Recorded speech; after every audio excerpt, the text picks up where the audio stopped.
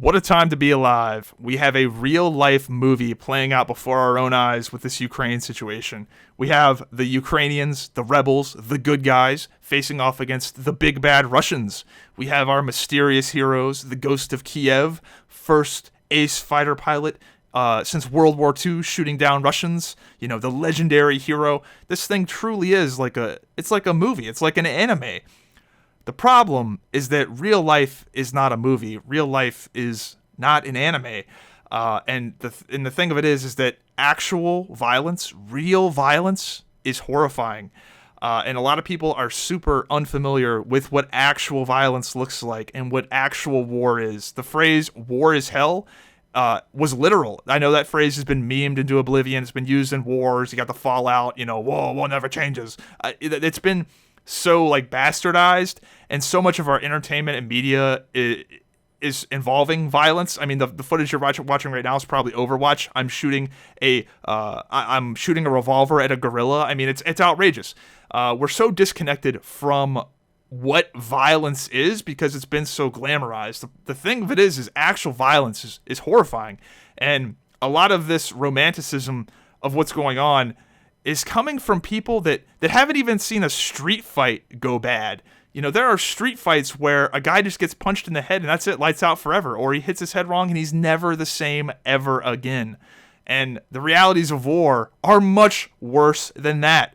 There's a lot of romanticism with, you know, a Ukrainian couple that just got married, and right after they got married, they started distributing Kalashnikovs to the attendees, and they all got ready for the big battle. It's crazy. The reality of what's going on in Ukraine right now is Ukraine is fucked unless NATO comes in and does something. Unless Daddy NATO, aka us, the United States, because we are NATO. I hate to break it to you, but you know, you take us away from NATO and we're much bigger than NATO. So either Ukraine is fucked or we're fucked. That's what's going to happen. It's very cute to think that we can just airdrop in some bullets or some shit like that, and Ukraine is going to stand up to Russia. That ain't happening, Chief. I'm sorry, it ain't happening. They are waiting to just get slaughtered. I hate to say it. I want to be wrong, guys. If I'm wrong about this, good. I want to be wrong, but I just don't see it happening. I don't see a good end to this, and I'm seeing images and videos of women and like 14-year-old boys with Kalashnikovs, like getting ready. Here's the thing, guys. Those are the before pictures. Wait till you see the after pictures. This isn't a movie, dude. The good guys don't always win. And either they're fucked or we're fucked. We're getting to another war. I don't know. It's just, I really don't think a U.S. proxy war bullshit is going to save them this time, fellas. And then we've got China. So the weak response from NATO, from this, the weak response really of everybody not doing anything about this Russia situation has got China probably looking at Taiwan like a dog looking at a steak on the counter. Because if we're not going to do anything about Ukraine, are we going to do anything about Taiwan when China wants to eat them up too?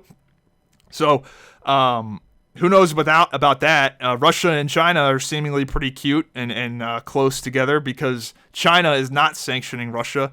So, I don't know, dude. It's really horrifying, and I hate to say it, but people are just very disconnected from the realities of what's going on.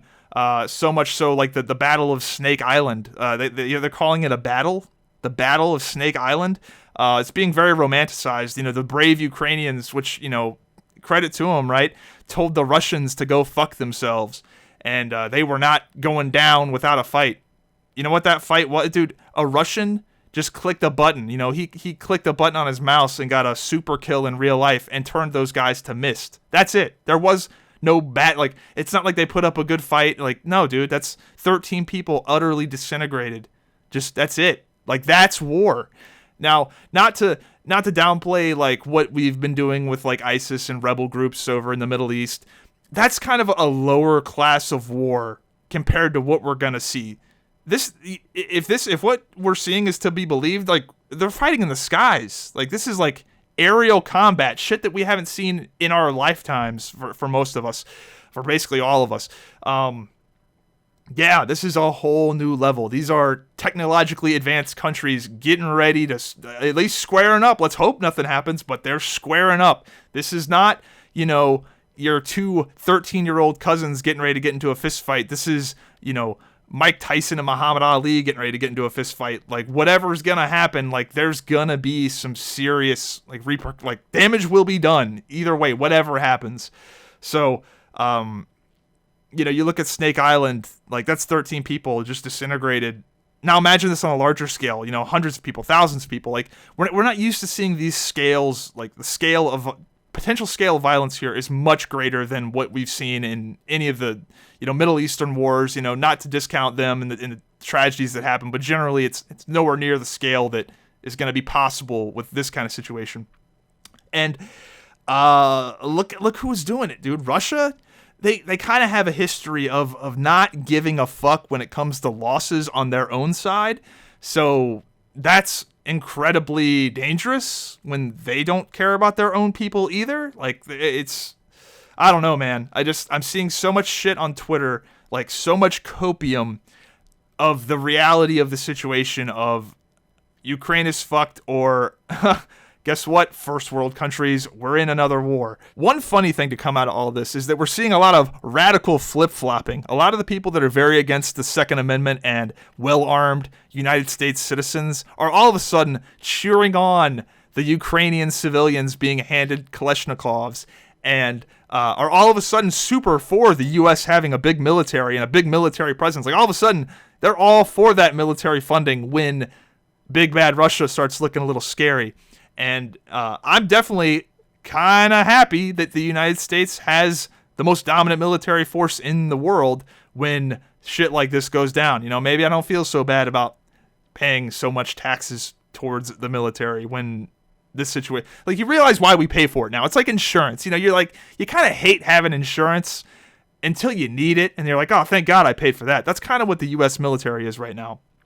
So that's really all I want to say on the whole Russia thing. Just lots of copium, guys. Like, don't get your hopes up, man. Like, I really just don't see it. And whatever happens, it's not gonna end well.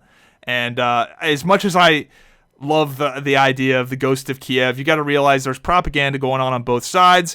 The Ghost of Kyiv, it seemingly was kind of debunked, but then Ukraine came out and said, oh, it's real. Well, of course they're going to say it's real because, it's a great story and some morale is needed when people are starting to realize the reality of the whole Russia coming in situation.